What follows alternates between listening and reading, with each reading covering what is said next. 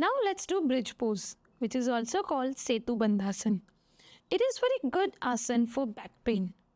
To do this, first of all, lie down straight on your back.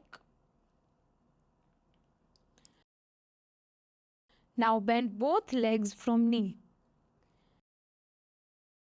If it is possible, hold ankles of both legs. If it is not possible, then place hands by the side of the body. After holding the ankles, take a deep breath. And during exhale, raise your hip until your chin locks with your chest.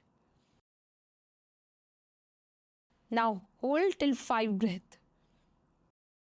1, 2, 3, 4, 5.